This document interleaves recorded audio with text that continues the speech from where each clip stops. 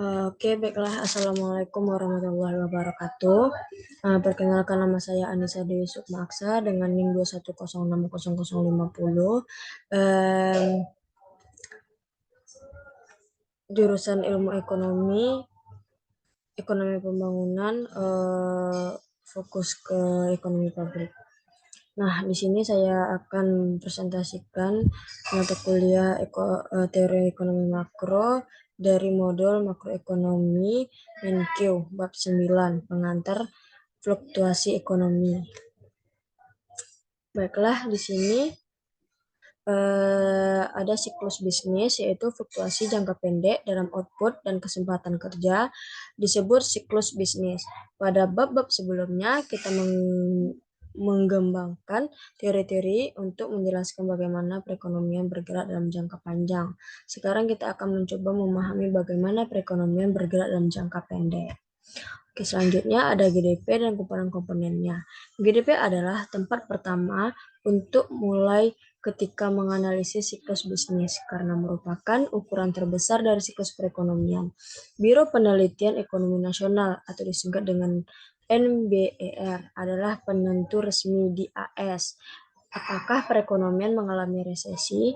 Resesi biasa didefinisikan oleh suatu periode di mana ada dua penurunan pada GDP real.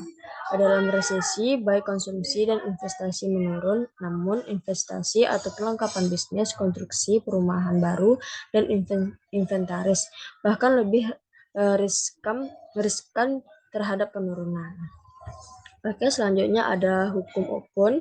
Dalam resesi, pengangguran meningkat. Hukum negatif, bila satu naik, yang lain turun. Antara pengangguran dan GDP ini disebut juga dengan hukum Okun. Dari Oktur Okun, ekonomi yang pertama mempelajari secara ringkas. Ini didefinisikan sebagai perubahan persentase GDP real sama dengan 3,5% kurang 2 kali perubahan tingkat pengangguran. Jika tingkat pengangguran tetap sama, GDP real tumbuh sekitar 3,5%. Untuk setiap poin persentase tingkat pengangguran meningkat. Pertumbuhan GDP real biasanya turun sekitar 2%. Jadi, jika tingkat pengangguran naik dari 5 ke 8%, maka pertumbuhan GDP real akan menjadi yaitu perubahan persentase GDP real sama dengan 3,5% kurang 2 kali 8% kurang 5% sama dengan minus 2,5%. Dalam kasus ini, GDP akan turun 2,5%, mengidentifikasi bahwa perekonomian sedang mengalami resesi. Oke, selanjutnya ada indikator ekonomi utama, yaitu banyak ekonomi dalam bisnis dan pemerintah memiliki peran meramalkan fluktuasi jangka pendek perekonomian. Salah satu cara yang para ekonom gunakan untuk meramal adalah melihat para indikator utama. Tiap bulan, Converse Board, sebuah kelompok riset ekonomi swasta, mengumumkan indeks dari indikator-indikator ekonomi utama yang terdiri dari 10 seri data. Oke, di sini ada indeks indikator ekonomi utama. Yang pertama ada hari kerja rata-rata per minggu pekerja produksi industri manufaktur. Yang kedua ada klaim mingguan awal rata-rata untuk asuransi pengangguran. Yang ketiga ada pesanan baru barang konsumen dan material disesuaikan untuk inflasi. Yang keempat ada pesan baru barang modal dan non pertahanan. Yang kelima ada kinerja produsen. Yang keenam ada pemberian izin gedung baru. Yang ketujuh ada indeks harga saham. Yang kedelapan ada jumlah uang beredar M2 disesuaikan untuk inflasi. Dan 9 yaitu penyebaran tingkat bunga, sebaran hasil antara surat utang berjangka 10 tahun dan surat utang berjangka 3 bulan. Dan yang terakhir yaitu indeks harapan konsumen. Lanjut ada yaitu horizon waktu pada makroekonomi.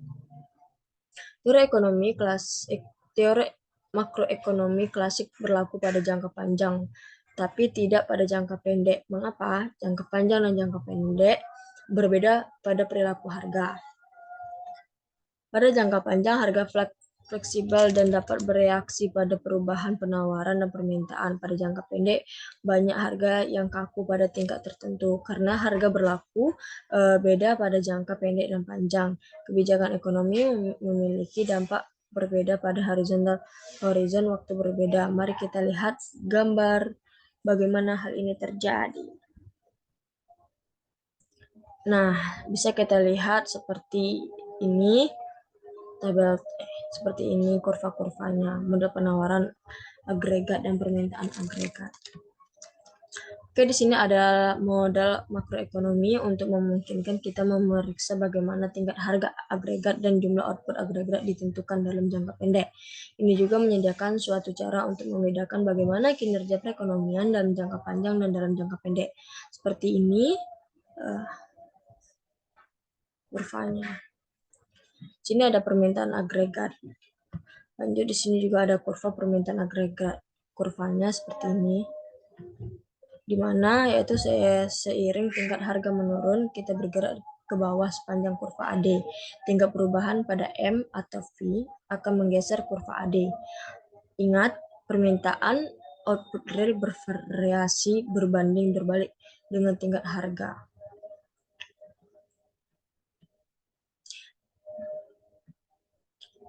Lanjut lebih banyak tentang kurva permintaan agregat. Lanjut di sini ada pergeseran kurva permintaan. Seperti ini kurvanya, yaitu penurunan jumlah uang beredar M mengurangi nilai output nominal PY. Untuk tiap tingkat harga P tertentu, output Y jadi lebih rendah. Jadi penurunan uang beredar menggeser kurva AD ke dalam dari AD ke AD1. Pergeserannya seperti ini juga. Penawaran agregat, jika ada penawaran agregatnya, ada jangka panjangnya, ada clearing pasar dalam pasar tenaga kerja. Nah, sini ada kembali ke equilibrium. Maksimalkan sekarang. Terima kasih. Assalamualaikum warahmatullahi wabarakatuh.